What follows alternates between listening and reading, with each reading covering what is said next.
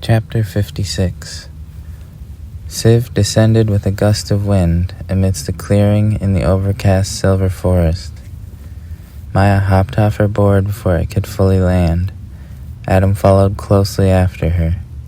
Siv came to a stop and joined Maya and Adam with their boards under their arms. Through the long grass, they approached the semi-megalithic stones.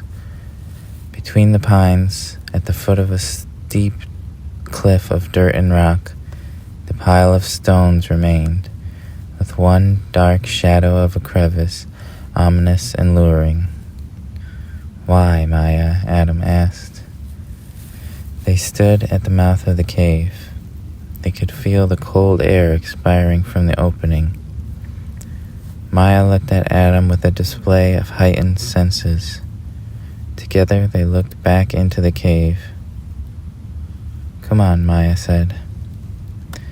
Through the crack they moved into darkness. Once inside, the three of them mounted their boards, and with their boards illuminated the caverns. Bats flew out from the subcrustaceous inner entrance. Siv flinched. "Romania," Adam said to Siv. The tunnel of the cave descended lower down into the bowels of the earth. They came to the zone of drooling pillars, forming cells and stepped shelves. The stalactites dripped and met stalagmites, thinning in the middle, like the slobber in the corner of a vicious dog's mouth. Down they went, with Maya leading them, through the rolling waves of cells until they emerged into a high open space. Before them lay the jagged gulch, the decadent entrance of columns on the other side. "Some inscription," Siv said, inspecting. "I speak dark boards. It says, 'In the shadow of the light we have our birth. In the darkness of eternity we have our place.'" The riders hovered near the edge of the dark chasm. "Why, Maya?" Adam asked, slightly turning to her, with his head still stuck on the inscription. Maya didn't answer. She led the way across the gulch. The light of the three boards barely made a dent in the unknown darkness of the pit. They crossed through the concrete gates into the lair. The city was empty, deeply silent, ringing. "I heard about some guy who was lost in a cave for days," Adam said. "And when they found him, he was clicking two rocks together to keep himself from going crazy from the silence." They glided up the pathway to the field of slate. The flicker of the torches was the loudest thing around. They rode across the open concrete surface. Adam's jest of denial faded from his face. He cringed at thoughts of Marcus, the brainwashing. Suddenly Adam fell to the floor. Memories flashed through his mind of hooded figures in the darkness, the white light of the flame, the concrete rooms, everywhere. The way they talked, the signals they reacted to like systematic mind, like schools of fish, the stimulus of fear. "Adam," Maya turned. Siv and Maya rushed to help him up. "I'm okay," Adam said. Sitting there, they heard a sound. The sound was faint, but slightly louder than the flickering light. It was coming from beyond the line of temples. They shared a look, that they all heard the sound.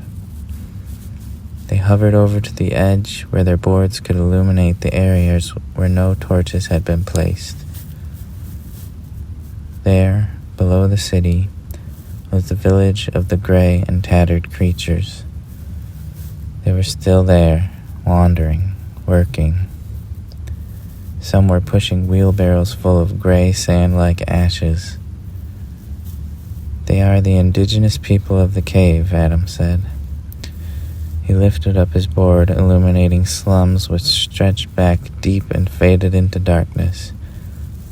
or indigenous of something, he added. Maya looked in disbelief at the hordes of scattered people wandering through the streets. Come on, Maya said, as she turned. Let's get this done and get out of here. They got back to the level of the slate, the temples, the upper class. They crossed the slate and came to the top of the extremely wide descending staircase, past the podium where Adam had his soul ripped out, and down into the pitch-black void. A second mouth inside, lying in wait at the end of the cave. An even colder air expired from this massive hole that opened in the great cave wall. Cold air and something else. A thread of high-pitched sound, like a string flowing slowly in a stream.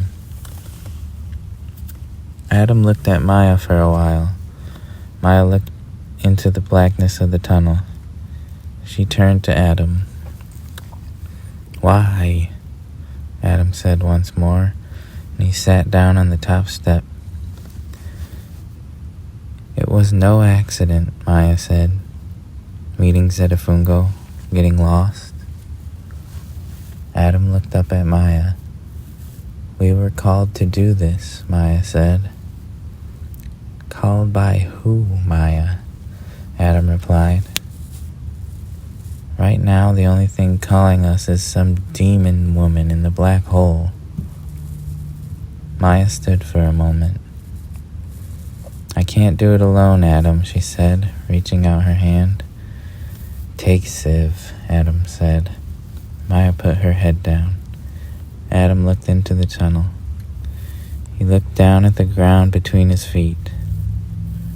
He turned and looked over his shoulder at the city of the dark boards, the high pantheon, the lower temples. Then he looked up again at Maya. I can't let any of this happen to another soul, Adam said. Let's extract that root. At Jiko, the steel soldiers advanced across the broad and shallow valley. Jiko, exhausted, gave it everything he had against Radu. He threw a board attack, but it was thwarted by Radu. Give up, Jiko, Radu commanded. Take a look around. It's over. We don't do that giving up thing, Jiko said, breathing heavily. Radu rolled his eyes. Fine, I always offer. Save myself some trouble, you know. And the fight continued. Ubuntu aided Bella and the others in the termination of the final few Darkboard generals. Come on, Ubuntu called out fiercely as they finished off Kala.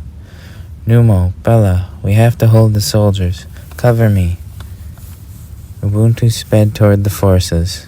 She jumped into a front flip, landing and releasing a blow of energy, a wave that leveled the first two rows of soldiers.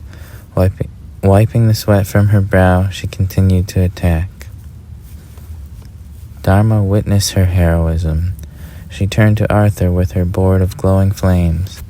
This ends now, Dharma exclaimed. You're right about that, Arthur said. The mighty Dharma, he said with a smirk. I thought she'd be mightier. Arthur attacked, but Dharma dodged him with ease. She turned and fired on him, blowing him across the field into the dirt. I said, this ends now. Dharma's board began to charge and hum with light. Wait, Arthur said, cringing and taking off his hood. I'm just a cave dweller, drafted by the dark boards against my will. Brainwashed, like your son, right? He smiled madly. The hum of Dharma's board decreased slightly. I wanted to help him, Arthur said. Really, I did. I was planning on it. Arthur spoke to Dharma, softening in the air. Suddenly he rolled backwards, popping up onto his board. But it only took him days to lose what took them years to do to me. he said quickly before he powered up his board with red light and tried to fire off a shot.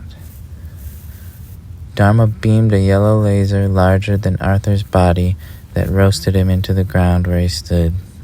"Shut up, Art," she said. Just then, Radu sent Jiku blasting through the air again. Dharma rushed and caught him before he hit the dirt. He was tattered, burnt, and bleeding. "How about some help, brother?" Dharma offered. Ubuntu slung attacks left and right into the metal army. "Ubuntu," Dharma shouted across the field. "Let's waste this ugly hood." Ubuntu sped across the field. "Next time, let us take the leader, just for future reference, because clearly," she said. "I get it," Chico growled. "That's my brother," Ubuntu laughed. Chico launched the attack. A vicious flying V of 3 enclosed on Radu. They shot beams and bands and boards at Radu, who dipped and ducked and dodged them all. "So limber for such an old man," Ubuntu said. "Let me teach you kids a lesson," Radu said.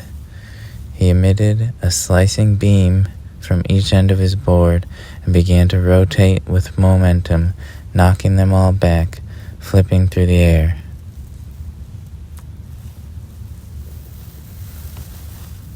Maya and Adam entered the wide mouth of the great tunnel, followed cautiously by Siv into the belly of the beast.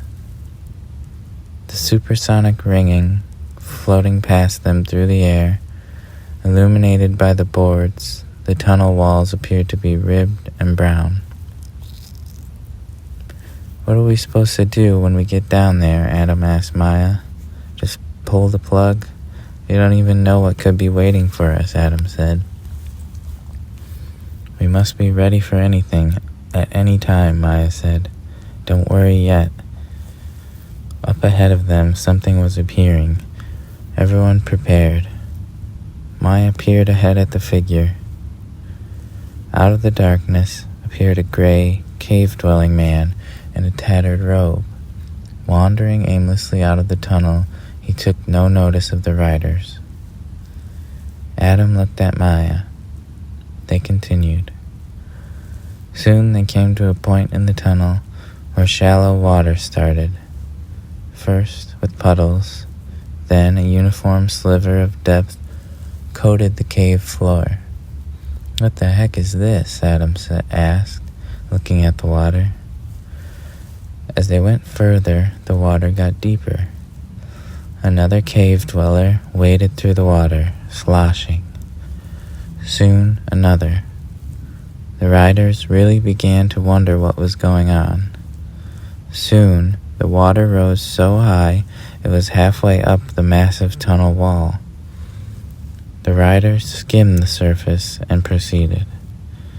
They proceeded until the water rose to such a level that they had to crouch to enter any further.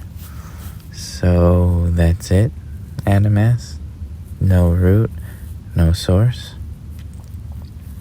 "The source is down there," Maya said. "There's got to be a way to keep going."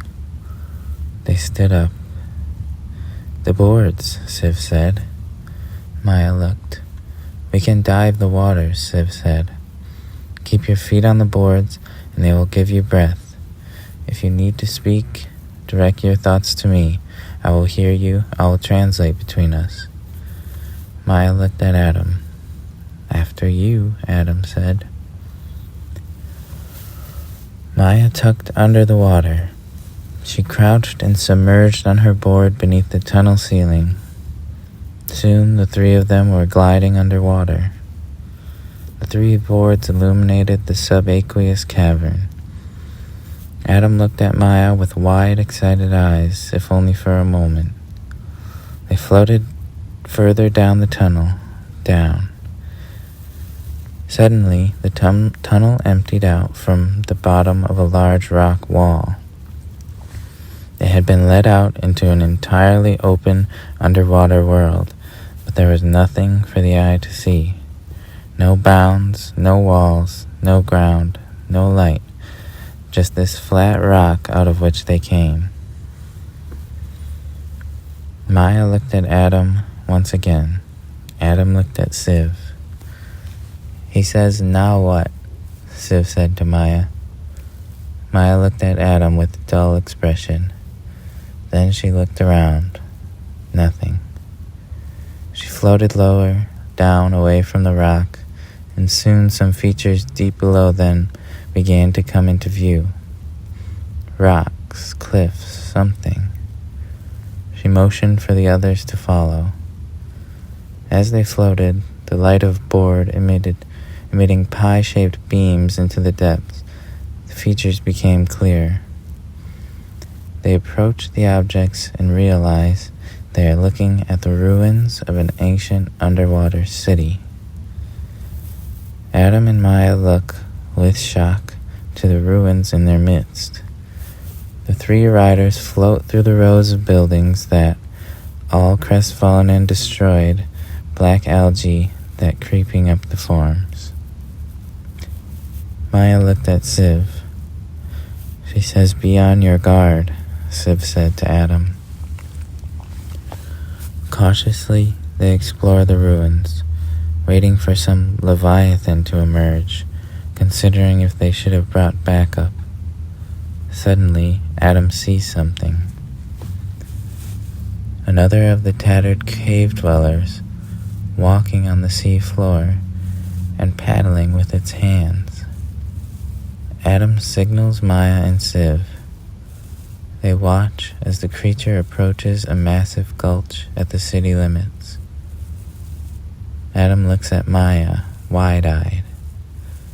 The creature finds a ledge into the trench and descends. Maya starts to follow. Adam shakes his head. They pass over the ledge of the trench to find there at the bottom swaths of cave-dwelling men wandering, huddling, bumping into each other. Maya approaches the numbers. At the bottom of the gulch, in the center, seems to be a dense gathering of the gray creatures.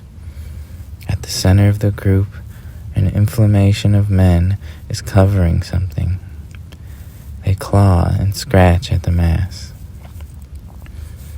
Maya and Adam descend to the gulch at ocean floor. They pass between the outlying creatures of the huddle. Their hair is black, thinning, sparse. Their skin is gray and blotchy, approaching translucence. Their teeth black and sharp. Their noses flat. Their eyes black or closed. They claw at some undulating black mass, some mound, branching, clutching the ground, breathing.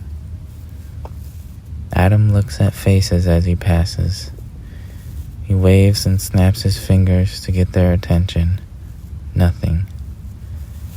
Maya approaches the black mass. Subtle, white-red electricity flows below the black translucent tar. The creatures scratch and claw the surface, push each other out of the way. Adam passes by one man. Suddenly, he double takes. He returns to the man and examines him. His heart begins to pulse, to throb. He stares with wild disbelief at what he sees. "Zedafungo?" he says out loud, emitting bubbles in the water. "Zedafungo," he said. He begins to scream and shake the man. Maya turns, confused. She goes to Adam. There she finds him shaking this old cave creature, screaming something. Adam turns to Maya. Frantically he tries to call to her attention. "Zedafungo," he shouts. Bubbles. Maya turns to Siv. "Did he say Zedafungo?" Maya asks. Siv confirms. Maya looks incredulously at this man that Adam's shaking. Suddenly she sees that he is right. But this doesn't make her any less confused. She looks at Adam. Her heart drops to the bottom of her stomach. Before her stands her brother. His face has begun to become gray. His hair begins turning black, strands falling to the dust. Maya turns in horror to Siv, only to find that it is happening to Siv too. Maya shakes Adam and tries to tell him. Adam is panicking. Maya is panicking. She pulls black hairs from Adam's head and holds them to his face. Adam is petrified with fright. He sees that Maya is turning gray. He sees that Siv is turning gray. Maya stares into the underwater dust, wide-eyed and contemplating. Adam turns to fly, to leave. She grabs his hand. Adam looks with deeply furrowed brow at Maya's pulling arm. Maya looks at Siv. I know what we have to do, Siv says for Maya to Adam. Adam maintains his facial expression, shakes his head. No. We have to destroy whatever that thing is over there. That thing everybody's scratching at. Adam looks to Siv. How do you suggest we do that? Siv translates to Maya. Maya looks to the reverberating mass. Slowly she approaches. Adam grabs hold of Zetafungo. He and Siv follow Maya to the epicenter. Maya faces on her board the mass, focusing. She tries to summon what she learned from Dharma in the forest, how to enter deep into herself, into her soul, the soul of a rider, where the form of her board resides. Her board begins to glow. Adam looks at Siv. Soon is her entire body glowing purple. Cave creatures quit their scratching, back away. Maya centers, focuses deep, thinks of laser beam of purple light, destroy the source, remove the dark boards from existence. And with one final push, she screams in bubbles, giving everything she's got. But one final orb emerges, purple, floating from her board nose.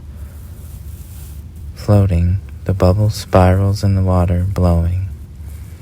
Maya hangs her head, searches her mind, begins to try again, but doubt is flooding. This is failure. Maya breaks. Adam shakes her shoulder, his face completely gray.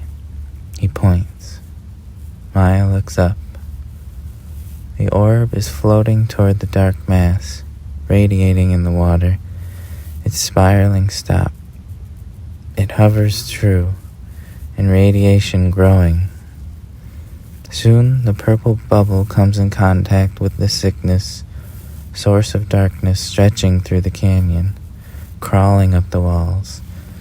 A crack of brilliant luminous purple, another crack, splitting, spreading through the dark, brilliant purple beams forth from the cracks and turns the black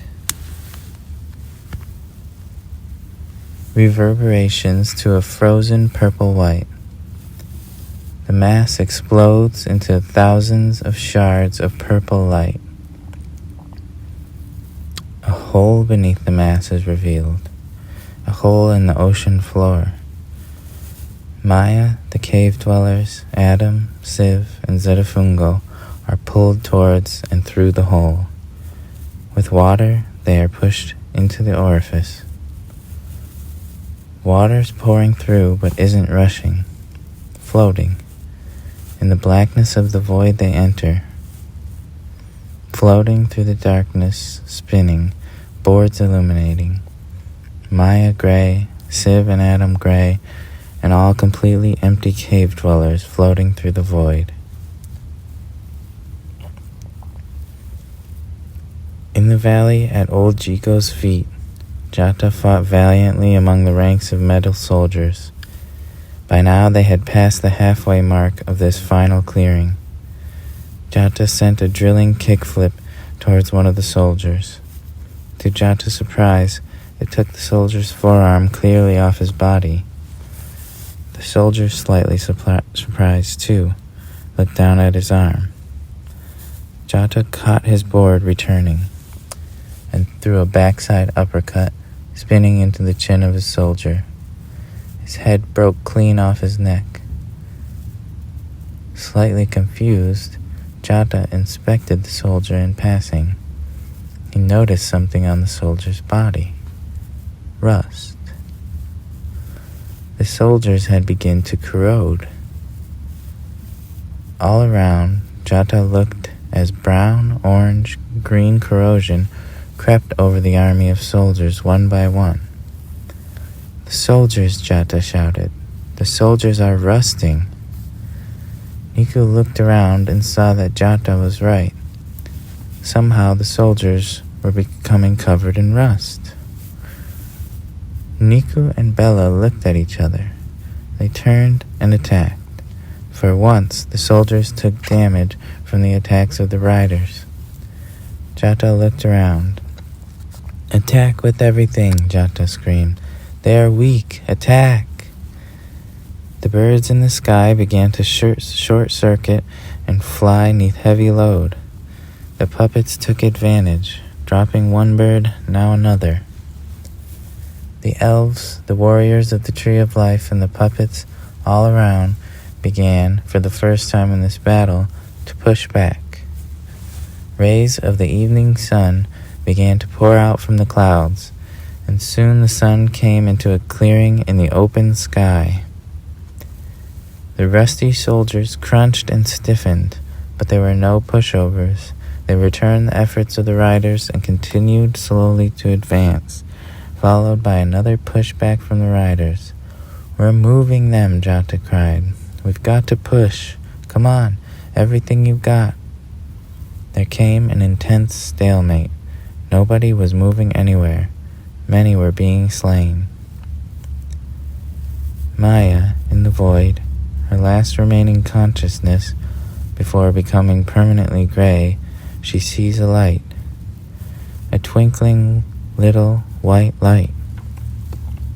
She straightens her spinning. She looks back at Adam and the others. Holding on this, focus on this little light, with all awareness of her being, she brings it to herself, or she brings herself to the light. Adam, in his final freedom, follows Maya, dragging Zedafungo, dragging others. Soon the crew of riders crosses the void.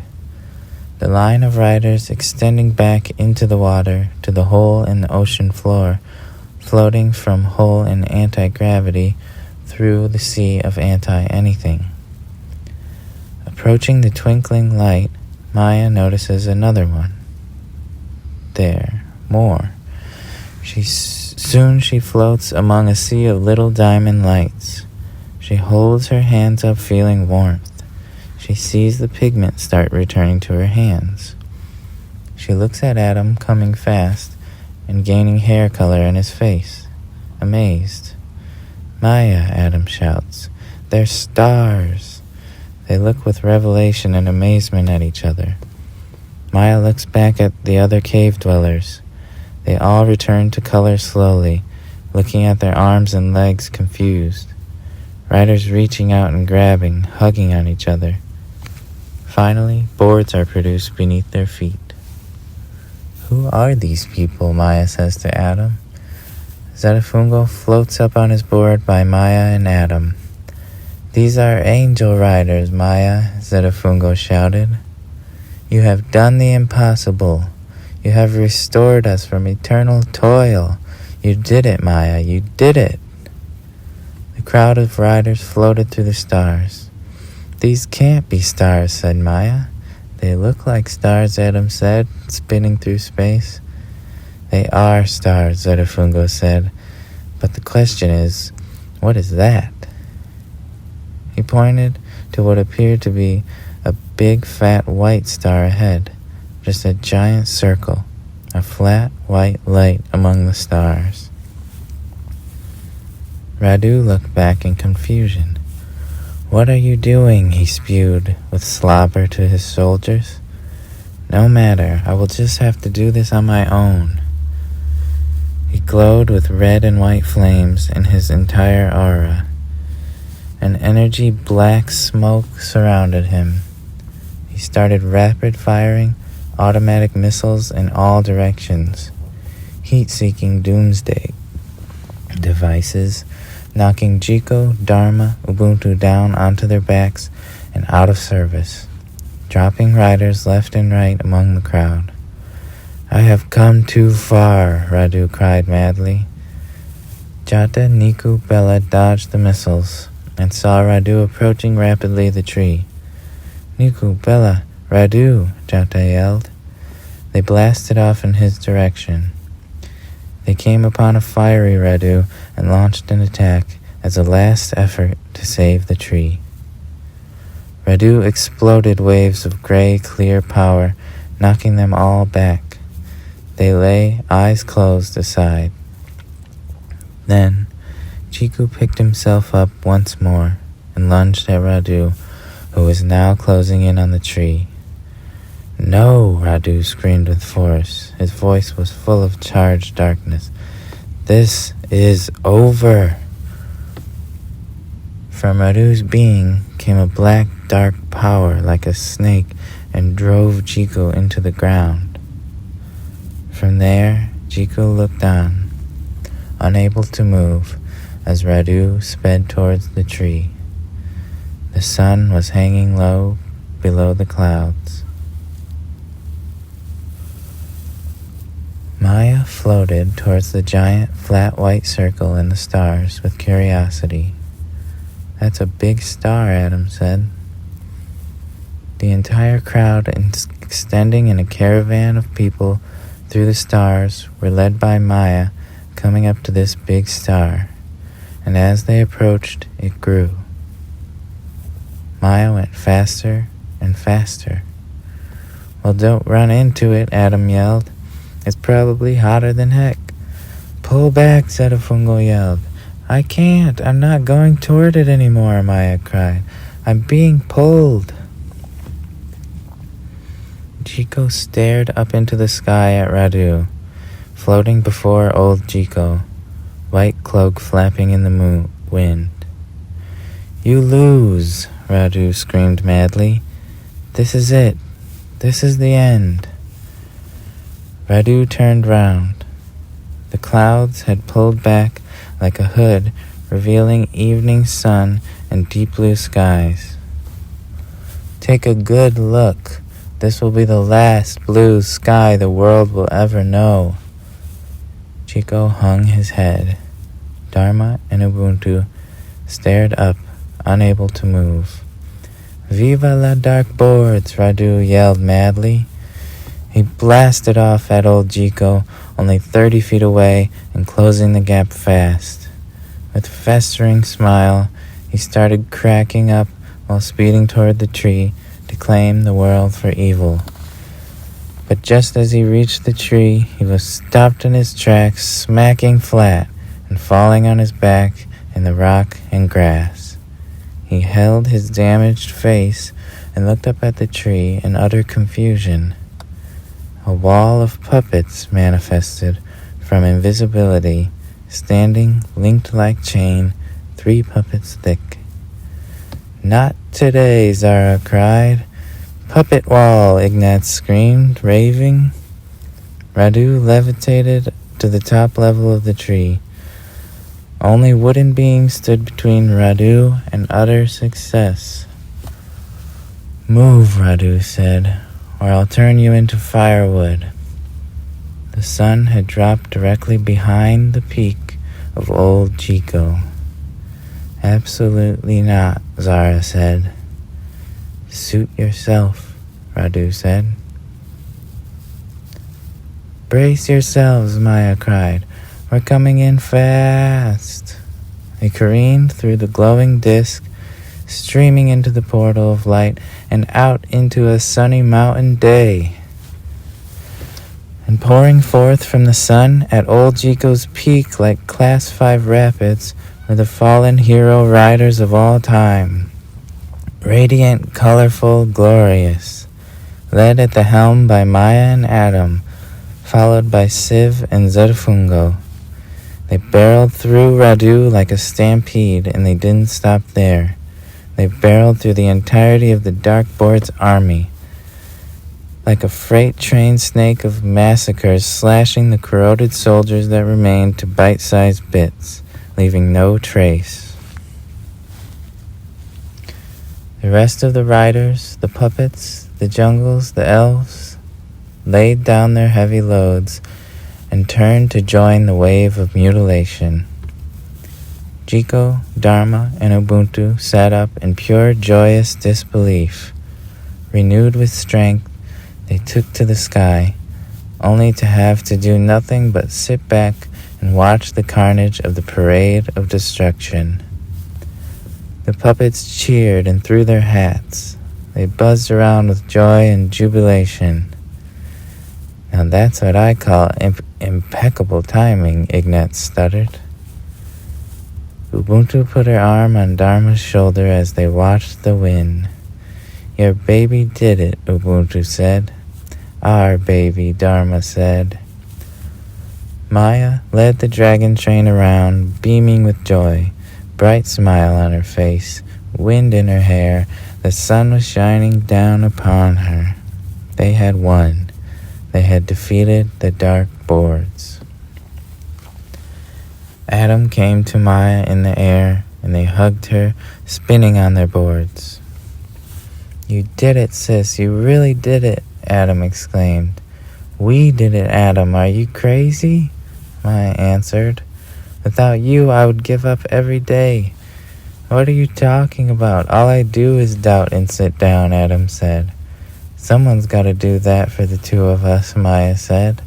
Without you, I'd actually have to think about how scary it all is. Thank you, Adam said. I mean, you're welcome. I don't know, Maya hugged him, smiling.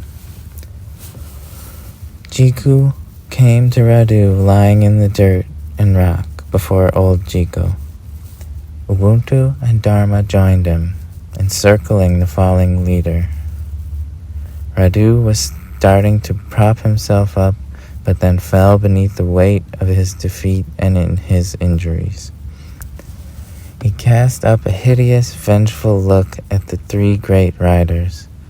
What are you going to do? He snarled. Kill me? Yes, Ubuntu answered. No, Dharma said, glancing at Ubuntu. No? Ubuntu asked. We're going to give you what you need, Dharma said. The universe, Radu asked with condescension in his voice. What you need, Dharma said, not what you think you want. She rounded him and came closer. What you need is a nap, Dharma said. Jiku looked out Ubuntu, confused. A nap? Radu said rudely. What the heck are you talking about, a nap? I'm talking about give it a rest, Radu, Dharma said. Radu pondered for a moment. Oh, yes, lovely, a nap is what I need, he said, and I'll never, ever dream of harming anyone again. No, you won't, Dharma said. She stepped back and held out her board, up and down, at arm's length in front of her face. Her board began to power glowing yellow. Ubuntu did the same and held her board out in front of her. Her board began to glow a deep Ubuntu orange. Jiko held his board up, glowing forest green. What kind of a nap is this? Radu said, panic coming over his face. A deep one, Ubuntu said. Next level nap, said Dharma, smiling. Dharma, Ubuntu, and Jiko encircled Radu. Their boards reached full charge and discharged 3 immaculate proton supersonic beams The orange, green, and yellow light triangulated his position. "What kind of nap is this?" Radu asked again, screaming. From rider to rider emanated a whirring, racing circle of the green, yellow, and orange light. "Mind if I join you?" Zedafungo asked as he dismounted from the sky. "Welcome back, brother," Dharma said. Zedafungo joined the quaternity, holding up his board, glowing royal blue. "What kind of nap is this?" Radu echoed, caving in from proton beams. Boop! He imploded and disintegrated. Black smoke and sugar emanated from his old location. "A long one," Zedafungo finished, eyebrows up. The four boardsmen came together in the center of the circle, pressing heads on one another. "Zefu," Jiku said, "I can't express how good it is to see you again." They hugged each other tight, closing eyes.